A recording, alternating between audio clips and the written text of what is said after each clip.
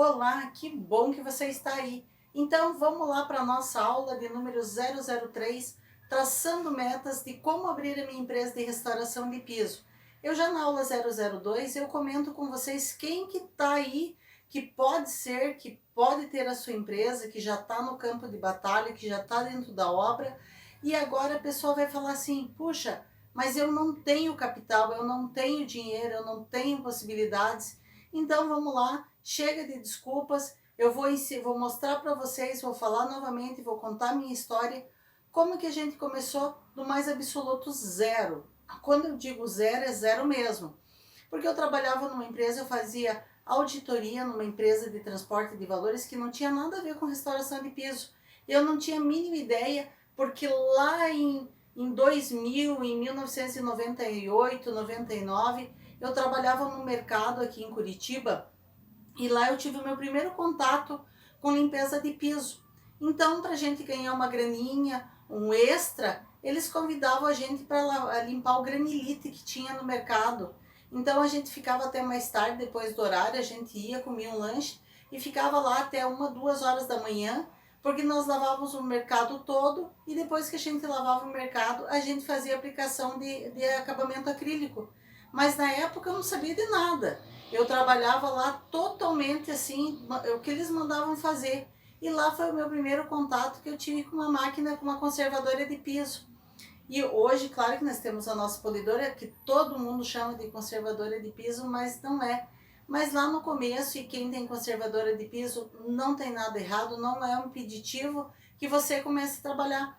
Com uma conservadora de piso, você pode até trabalhar com mármore. Mas vamos voltar lá para a minha história. Então eu comecei em 2006, em 1996, quando eu trabalhava no mercado, fazendo esse tratamento de piso.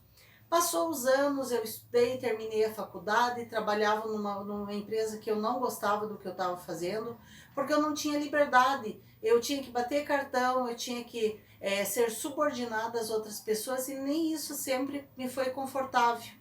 Então, trabalhando lá, eu conheci um amigo nosso que era engenheiro, que ele já morreu, e ele me falou que ele via muito, que eu tinha muitos planos, muitas ideias, e ele perguntou se eu tinha ideia de abrir alguma outra empresa ou fazer algum outro negócio. E eu falei para ele, não tenho ideia sim, mas esse trabalho, ele é muito cansativo. Às vezes eu passava quase 30 dias em São Paulo e isso era cansativo na época. Você ia para lá, você ficava trabalhando no serviço de muitos documentos, muito papel, muito cálculo, muita conta, e o horário, e os colegas, e toda aquela estrutura me incomodava bastante. Em 2005, eu resolvi enfiar o pé na jaca, sair daquela empresa, eu ia tocar um outro negócio com esse meu amigo, que ele é engenheiro, que acabou não dando certo, e ele me trouxe para dentro da empresa dele. E lá eu comecei a trabalhar com o quê? Com serviço de pintura, com serviços de... A gente fazia pintura, uma vez a gente chegou a detonar uma... A gente destruiu todo, tirou um teto de gesso, eu e outro colega meu, colocamos um outro teto, derrubamos floreira aérea, construímos paredes e tal. E lá nesse prédio, eu estou contando essa história para vocês, porque lá que começa novamente a minha história.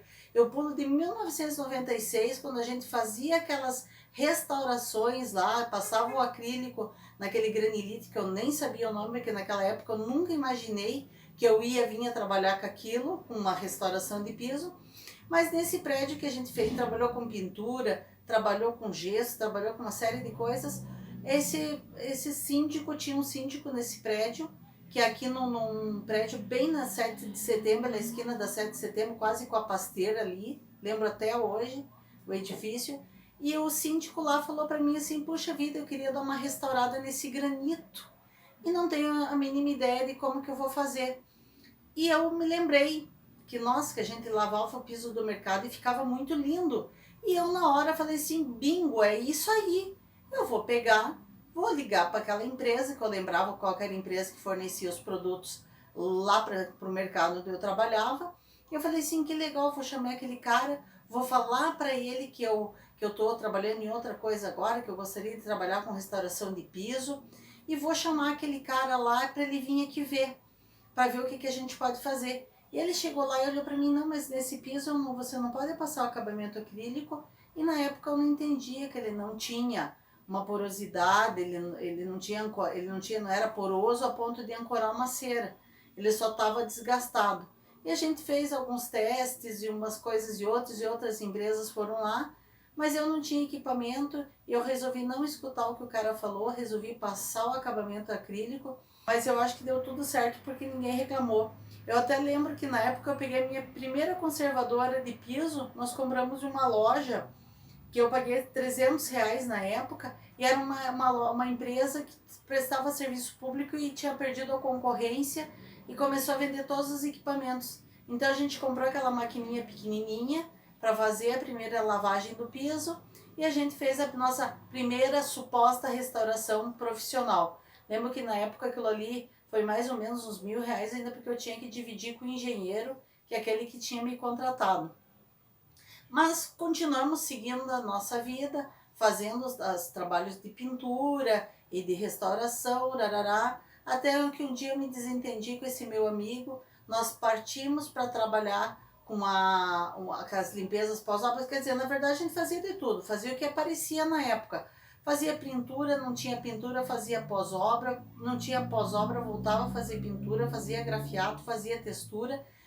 E até que nós fomos fazer uma limpeza de vidros, por uma empresa até que fechou aqui em Curitiba, que eles faziam jardinagem, não sei, e coisas assim, e eles pediram para a gente fazer uma limpeza de vidros. E lá fazendo a limpeza de vidros, ele arrumou um outro pessoal que tinha comprado pedras com eles, que era uma São Tomé, e nós fomos lá fazer a limpeza desse São Tomé. Fomos lá ver o que precisava. Lembro que eu fui com uma amiga minha, que esse senhor me ligou, e eu fui com uma amiga minha lá na casa dele, olhei as pedras, e é uma coisa que eu não fazia na época, que eu acabei fazendo lá, que foi dar o orçamento na hora. Eu lembro que eu falei para ele que ia dar R$ 700. Nessa história dos R$ 700, ele me deu um cheque que equivalia a metade do serviço, que eram R$ 350. Eu saí dali, no outro dia, isso já era noite, no outro dia cedo, eu fui numa loja e comprei uma VAP, naquelas lojas de salvados. Tinha muitas lojas na época aqui em Curitiba, isso eu já estou falando lá em 2006. Tinha bastante loja de salvados, eu fui lá e comprei uma VAP, eles tinham um lote de VAP, e eu cheguei na casa do cliente com a VAP na caixa ainda. Porque nós usávamos assim, nós tínhamos o valor do orçamento, nós comprávamos o que era necessário para a obra e guardávamos o restante. Então, eu paguei, eu acho que na época, não me lembro, acho que uns R$ 260, R$ 270. Cheguei na casa desse cliente com essa VAP, tirei da caixa, toda emocionada, toda feliz. E a VAP, para minha decepção, não tinha pressão nenhuma. Ela não tinha pressão, era imensa a VAP, mas não tinha pressão. Mas mesmo assim, cheguei no cliente, tirei, não sabia ainda que ela não tinha pressão, fui emprestar uma extensão do cliente, falei para ele, olha, eu tenho extensão, mas está em outra obra. Se ele era o primeiro cliente e eu não tinha extensão, que dirá em outra obra, porque nós não tínhamos, tinha só vontade de ter uma outra obra. Não existia essa outra obra. Ele falou assim, não, eu te empresto. Como a gente acabou sofrendo muito, porque a VAP não dava, ela era pior quase que uma mangueira. Depois a gente acabou indo lá trocar, não adiantou muito, acho que todas aquelas... E não era VAP, desculpa, porque daí eu fico difamando, era uma lavadora de pressão, senão eu fico difamando a empresa. E é o hábito de nós chamarmos lavadoras de alta pressão de VAP, mas não tem nada a ver. Era uma lavadora Xing Ling lá que a gente tinha comprado. Desculpa, não tem nada a ver com a VAP. Então, nós compramos essa lavadora, acabou não dando certo, não funcionava, perdemos o nosso investimento, mas a gente conseguiu, graças a Deus, entregamos o trabalho, o cliente ficou muito satisfeito, até na casa dele, depois a gente acabou fazendo outras coisas, limpando o vidro, coisa que eu não gostava de fazer, né? Mas o que eu falo hoje, até isso eu uso hoje em dia com o meu pessoal que trabalha comigo, quando eles não querem fazer banheiro, eles não querem fazer bancada, eu olho para eles e digo assim, é o que temos para hoje. E eles acabaram entendendo, e às vezes alguma coisa que as pessoas não gostam de fazer, eles olham, pois é, né, mas é o que temos para hoje. E isso é muito bom vocês seguirem na vida de vocês. Nem sempre nós vamos fazer somente o que a gente gosta. Às vezes a gente vai pegar alguns embrulhos aí na vida para a gente trocar para frente, para a gente resolver o problema. Mas depois desse cliente nós já tínhamos então feito um procedimento errado, que é passar num granito a resina, mas nós já tínhamos uma maquininha que era uma conservadora de piso. Quando que a gente foi crescer, daí compramos uma extensão, e daí com a medida do tempo essa extensão foi aumentando o tamanho. Cada dia a gente comprava uma um pouco maior. Então, esse processo de trabalho é mais ou menos esse. A compra dos equipamentos vai seguir, vai fluir essa ideia. Vocês vão pegar alguma coisa e vão fazer e vão comprar um equipamento. A minha primeira politriz de mão era uma politriz da Steel, que é uma segunda linha. E até antigamente eu não entendia o que era, o que significava esses 400 watts, 600 watts, 700 watts, 900 watts. E o que significa? Que quando ela aquecer ela vai parar, mas que depois que ela esfriar ela vai voltar a funcionar. Então hoje esse tipo de equipamento não serviria para minha empresa no padrão que ela está. Mas quando a gente está no começo, que você quer dar um lustro numa pia, que você quer dar um polimento numa pia, você pode muito bem trabalhar com uma politriz de mão não tão boa. Existem empresas que fazem consertos dessas máquinas que às vezes o cara deixa lá e não vai buscar. E é um lugar que também vocês podem procurar, porque vocês podem encontrar uma profissional não tão cara assim. Só porque o cara abandonou lá e não foi buscar, o cara acaba te vendendo pelo preço do conserto. Mas para vocês terem uma ideia, nós começamos com uma Skill, que é a segunda linha da Bosch. E não estava nada de errado. Isso não impediu, não foi um empecilho que nos deixou com que a gente não crescesse, que impediu que a gente fosse à frente. Lá, depois de todo esse processo, eu fui fazer um curso, tem um sindicato aqui, que é o sindicato do pessoal que é de Igari. Eles têm um centro de treinamento que é de Igari, de limpeza, Ciemaco, que tem, acho que, não é em todos os lugares do Brasil, mas eu sei que tem em São Paulo, tem em Curitiba e tem não sei mais aonde. E eles davam um curso de restauração de piso, mas também era de aplicação de resinas acrílicas, né? O máximo, o ápice que eles chegaram foi ensinar a gente a usar o TerraStar da Johnson. Nem sei, acredito que esse produto possa estar pecando, mas acredito que esse produto nem exista mais.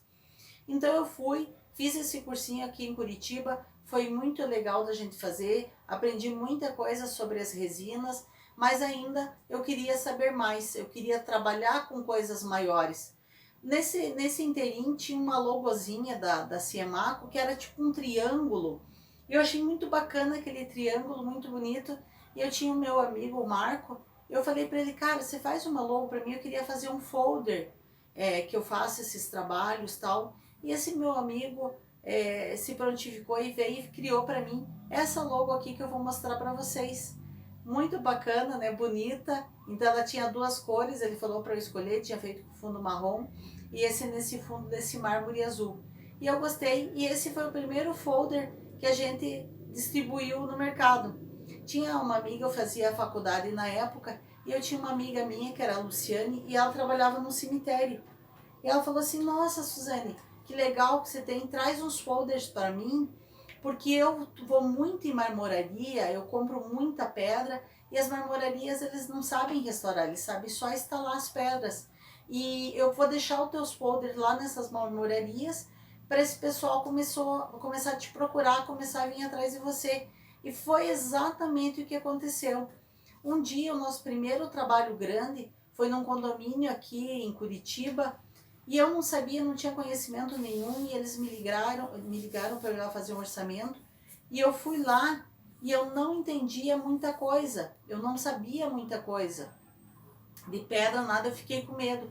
Eu fui lá no cemitério e falei com essa minha amiga, nossa Luciana, apareceu um orçamento do mármore, eu tô até com medo de fazer, porque é um mármore glass. Eu digo, você não conhece uma pessoa aí que possa me ajudar, que possa me dar uma orientação? E foi aí que eu conheci o Eduardo. O Eduardo, ele tinha uma empresa aqui em Curitiba que restaurava, e ela disse assim, puxa, ele até inventou um produto de polimento de piso, vai ser um bom contato para você conversar. E eu fui, liguei para esse Eduardo me ensinou um monte de coisa, e quando eu falo um monte de coisa, é um monte de coisa mesmo. Coisas que eu deveria seguir e coisas que eu não deveria fazer nunca na minha vida. Mas as principais coisas que ele me ensinou foi como elaborar um orçamento, qual que era o preço que eu cobrava, porque lá, antes de eu conhecer o Eduardo, eu estava fazendo como eu ganhava na época, como trabalhando naquela empresa, eu ganhava como se fosse hoje uns R$ 2.000, com vale alimentação e tudo. Qualquer orçamento que eu fizesse, que eu calculasse que eu ia levar 2 dias, eu achava um absurdo eu dizer para a pessoa que ia custar os 2.000. Eu pegava e falava para ela que era 500, porque eu achava muito caro a pessoa pagar aquilo. Eu falei assim, imagine, em um mês eu ganho 2.000, como assim, 2 dias eu vou ganhar 500, eu vou ganhar dinheiro pra caramba. E eu fazia essa soma, e é natural que vocês no começo façam essa soma pelo quanto vocês ganham agora. Mas o preço de uma restauração é o preço dos equipamentos, é o preço das lixas, é o preço dos produtos. Eles até falam, contam historinhas da pessoa que foi lá, o cara foi arrumar uma máquina que ninguém conseguia arrumar, e veio o técnico e cobrou, acho que se eu não me engano, é como se fosse ali R$ 1.000 para cobrar. Daí ele falou assim, mas nossa, você só trocou um parafuso? Ele, não, o parafuso é 6 centavos.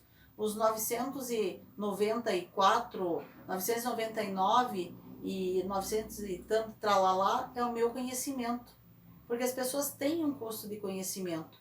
Então, justamente por isso que eles falam isso, o parafuso não é nada. O problema é que ninguém sabia consertar. O problema não é o trabalho, é o quanto que você gasta e se especializando, é o quanto que você gasta testando produtos.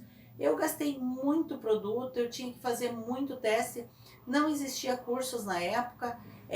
Essa oportunidade eu tive de fazer esse piso, e esse piso eu usei para me aperfeiçoar. Mas vamos voltar para a história do Eduardo, como que aconteceu, o que me deu medo depois. Porque o Eduardo depois, ele chegou um tempo que ele já estava, a gente tinha conseguido pegar esses produtos, esse piso para fazer. Ele foi lá comigo, a gente fez um teste, e ele mandava eu tirar os rótulos dos produtos, porque se o cliente visse o rótulo, ele não ia querer fazer. Ele ia achar que ele podia fazer sozinho.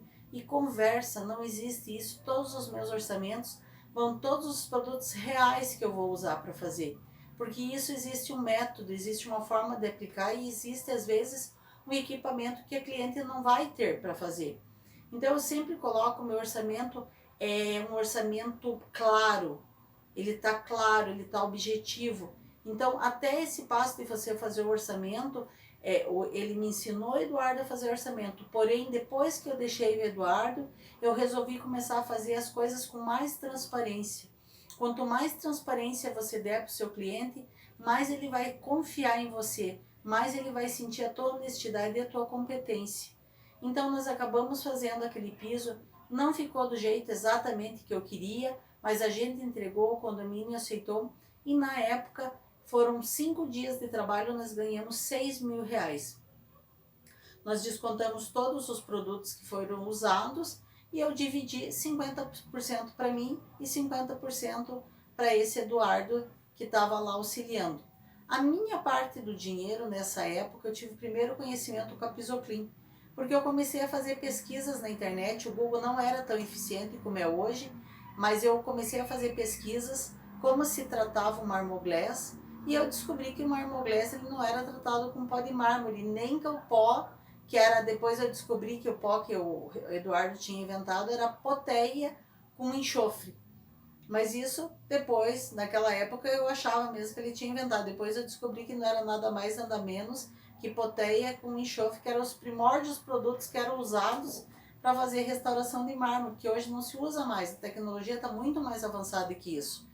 Mas eu descobri que a Pisoclean fabricava o pack powder, e esse pack powder poderia ser usado para fazer essa restauração desse Marmoglass. O que eu fiz? Eu liguei para a Pisoclean para saber se eles tinham uma amostra do produto para eu poder testar. Na verdade, até já tinha sido entregue lá a obra, mas eu voltei lá para testar ainda o pack powder. Aqui em Curitiba eu conheci o Renato, que era o representante comercial da Pisoclean, e comprei dele um pó de pack powder.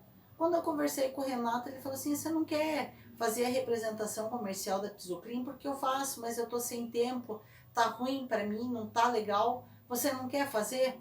E nisso eu voltei para casa, elaborei um e-mail e falei para ele que a minha sócia poderia fazer essa representação, uma vez que o Renato não estava tendo mais tempo, e que nós tínhamos uma empresa de restauração de piso e que minha ideia é que no decorrer daquele ano nós tivéssemos um aumento na nossa empresa de 100%, né? Em termos de trabalho, financeiro, etc. Então, nosso crescimento anual seria de 100%. E nós, no decorrer de 2007, nós fomos para lá, marquei para o Rodrigo atender a gente, cheguei lá e o Rodrigo falou para mim, não sei a diferença de pau e pedra, eu estava mais ou menos quase na mesma categoria. E ele foi, ensinou, descemos lá, ele mostrou os outros produtos que a Pisoclean tinha, os efeitos daqueles produtos, e aquilo me embaralhava a minha cabeça, eu pensava, será que algum dia eu vou aprender? Será que algum dia eu vou absorver isso?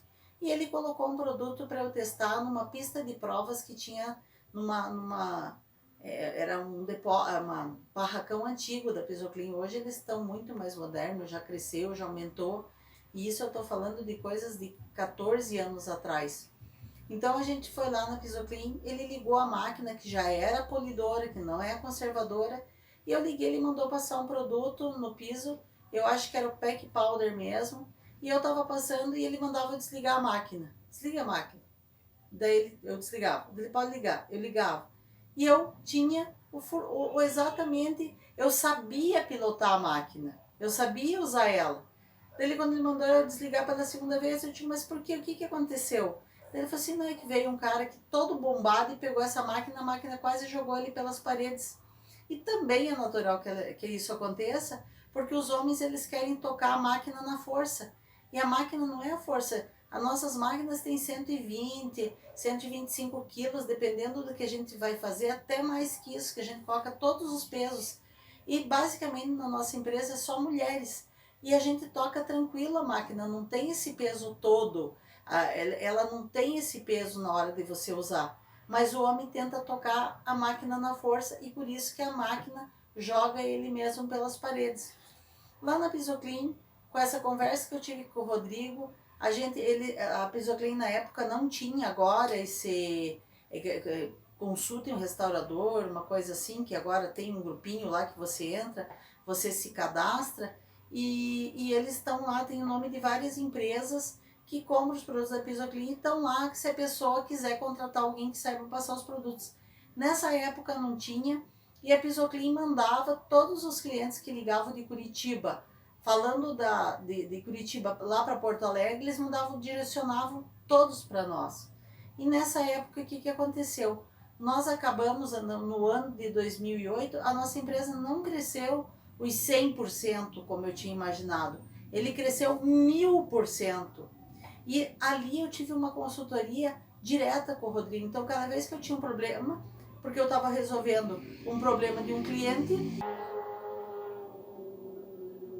que queria que fosse usados os produtos da Pisoclean e não um outro produto. Então eu tinha uma consultoria quase que direta com o Rodrigo. Então cada vez que eu tinha um problema, Rodrigo, estou no cliente assim, assim, assim, aconteceu isso, o que eu faço? Passo isso, passo aquilo, fazia isso, fazia aquilo, às vezes testava outros produtos, fazia outras coisas. E aí nessa jogada que a gente começou a aprender muita coisa. E daí nessa época eu também virei supervisão técnica dos produtos da Pisoclean. Por esse meu conhecimento, por abranger, por conhecer como é que eles agiam, como que os produtos eles interagem com os tipos de pedra, por que esse age, por que aquele não age, eu acabei sendo supervisão técnica dos produtos. Passou mais alguns anos, foi feito aquele Marreta Nunca Mais, o qual um deles eu ganhei o segundo prêmio, né? Porque só ganhei o segundo prêmio porque eu não tinha tirado fotos mais amplas do local, eu tirei só fotos pontuais, então eu acabei perdendo o primeiro prêmio, mas não tem problema. E nessa época foi criado o Clube do Restaurador, lembrei do nome, Clube do Restaurador que tem lá no site da Pisoclean. E esse Clube do Restaurador, o Rodrigo falou assim para mim, pois é, Suane, mas agora com o Clube do Restaurador a gente não vai mandar tanto serviço agora para você. a gente vai ter que mandar serviço para outras pessoas que vão tá lá, que estão se inscrevendo lá no nosso canal. Então a gente não vai mandar tudo para você. E nesse dia o meu mundo caiu, né? Eu falei assim, nunca mais vou trabalhar. E eu com ele no telefone, eu percebi, não sei se ele percebeu que eu mudei de voz ou não, e ele falou assim para mim, presta atenção numa coisa, Suzane, você nunca vai poder atender todos os clientes de Curitiba. É impossível que você atenda todo mundo. E ele tinha razão, e era uma verdade dele. Outra coisa que esses dias eu estava conversando com um rapaz, ele fez um curso em São Paulo, né? E ele conversando comigo que ele comprou uma máquina e até aqui eu até falei para ele que eu ia pôr alguns diálogos nossos, né? Então aqui ele teve um problema com porcelanato e eu dei uma dica para ele de um produto que ele podia usar e depois ele ficou bem contente, ele me mandou o resultado do produto que eu ensinei ele a passar. Então, e desse produto que eu ensinei ele a passar, ele já, nessa mensagem aqui de baixo, ele já posta um outro teste que ele fez, uma outra limpeza do vinílico, que ele usou o mesmo produto que eu mandei ele usar, e ele usou aqui e teve esse resultado fantástico aqui. Olha que limpeza, que trabalho bonito, né? E eu perguntei para ele, que eu notei que ele tinha uma máquina ali, e ele falou assim, não, quando eu fiz o curso eu já arrisquei, já comprei a máquina. Esse cara, ele tinha uma empresa de limpeza de estofados. Eu falei assim, eu já comprei a máquina, mas eu tenho muito medo. E eu falei para ele assim, não tenha medo. Agora você está caminhando para os 25K. Vai chegar uma hora que você vai chegar aos 60K. Quando eu falo 25K, é 25 mil reais por mês. Só que esse processo, você começa a ganhar 2 mil, daí de 2 você vai para 4, de 4 você vai para 6, de 6 você vai para 8, vai para 10, vai para 12. E uma vez eu me lembro de uma coisa muito engraçada, que eu liguei para o Rodrigo e falei assim, nossa, Rodrigo, tem um serviço aí, 25 mil, e eu não sei, eu acho que a gente vai fechar, porque...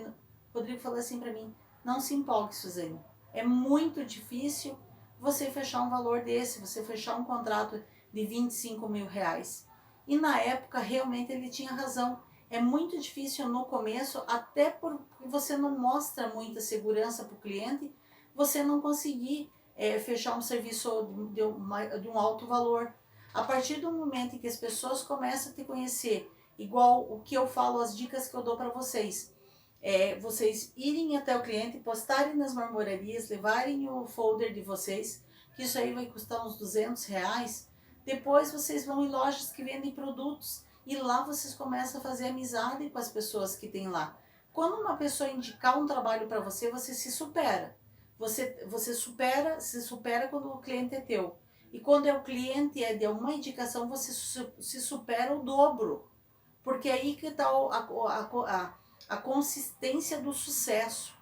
O sucesso é isso, é você tratar um serviço muito bem, o segundo melhor ainda, se a pessoa indicou, você trata aquele serviço com muito mais interesse. E todos você vai tratar assim. E isso leva você para outro serviço, e para outro serviço, e para outro serviço. Igual eu falo, hoje a nossa empresa já supera esses faturamentos. Depois que você faz o primeiro 25, o outro 25 é muito mais fácil, muito mais rápido de você conquistar. Serviços que eu falo nesses valores. Então hoje eu não tenho medo, e eu não tenho medo de perder o orçamento. Quando a pessoa fala, ah, nossa, ó, tantos mil, 2.500 metros, 3.000 metros, eu não tenho mais medo. Eu vou lá porque quando eu chego lá, eu já fiz tanto serviço bom para o arquiteto que está me indicando, eu já fiz tanto serviço para a loja que me indicou com tanto comprometimento, que eu não tenho medo. Porque eles não têm medo de me indicar, e nem eu tenho medo de fazer o serviço, porque eu vou me superar. E se não der certo o produto que eu vou usar outro até que aquilo dê certo. E é isso que eu falo para vocês. A grande sacada está em não desanimar, não entregar os bets. Ah, a pessoa, tem gente que vai lá, eu tinha uma aluna que fez um curso, uma vez nós tínhamos um curso presencial, e ela fez um curso presencial com a gente, ela não teve nem o comprometimento de pagar o curso. Imagine uma pessoa que vai ter um comprometimento de tratar um cliente bem. Uma vez recebi uma cliente me ligou para eu fazer um laudo, e que é de uma pessoa que tinha abandonado a obra dela, que tinha feito tudo mal feito, todo nojento o produto, ela passou acrílico em tudo, até no chão o acrílico ainda ela passou errado, e eu fui lá, por estranho que pareça, era essa nossa aluna desse curso presencial que nós fizemos em 2015. E eu falei assim, puxa, ela não pagou nem o curso, né? Ela não teve comprometimento nem com o curso, imagine que ela vai ter o comprometimento com o cliente. E é assim que eu falo para vocês, o grande segredo não é você ter dinheiro, é você começar aos poucos. Não é que você não está pensando em ser grande, é que você começa aos poucos mesmo. A minha primeira máquina eu comprei do Renato, porque o Renato, quando ele passou a Pisoclean para nós, num curto espaço de tempo ele já mudou de ideia, ele já foi tocar uma empresa do pai dele lá em São Paulo e ele desistiu, quer dizer, não era a vibe dele, ele não queria aquilo, ele não queria estar em obra, ele não queria fazer o serviço. E um dos grandes segredos também que eu falo, não é você fazer, você se especializar e você pôr na mão do funcionário. Se você não estiver na obra, o funcionário não vai tratar, aquilo não é tão importante, aquele cliente, não é tão importante o nome da sua empresa. Por muitas vezes, o que as pessoas fazem errado? Eles vão lá, largam o funcionário faz um erro, ele chega para o dono da casa ou o dono do prédio e diz que foi um funcionário que errou. O primeiro que errou foi o dono da empresa que deixou o funcionário lá sozinho e sem orientação. Eu tenho um prédio aqui, um dos metros quadrados mais caros de Curitiba, e nós já estamos 3 anos lá. A empresa que trabalhava lá antes, eles deram PT saudações para essa empresa e não querem ver eles nem pintado de ouro. Por quê? Porque o dono da empresa não tinha conhecimento, largava os funcionários lá, eles trabalhavam do jeito que queriam, estragavam as pedras, estragavam as paredes, porque eles não tinham compromisso. Então eu falo, quem quiser se especializar e entender, entenda e se especialize, porque você vai precisar estar no campo de guerra. Eu tive que viajar semana passada, nós estamos numa obra muito grande e eu deixei a minha sócia lá cuidando do pessoal, porque tinha alguém, mesmo estando a minha sócia estando lá presente na obra, quando eu voltei lá, o arquiteto ficou numa alegria de me ver, tinha as auxiliares deles, que são as estagiárias, também ficaram numa alegria, porque a minha presença impõe o quê? Segurança. E é essa segurança que eu quero que você que vai abrir essa empresa, que você que vai tocar essa empresa, vocês aprendam a ter. O dinheiro não é o elemento principal. O elemento principal para esse tipo de negócio é a tua presença e é o teu comprometimento. Eu li hoje de manhã um post muito importante de uma pessoa até que faz um negócio de finanças e eu vou terminar essa aula de hoje com essa dica muito importante. Pense nessa dica, reflitam e espero que vocês tenham gostado e até a nossa próxima aula.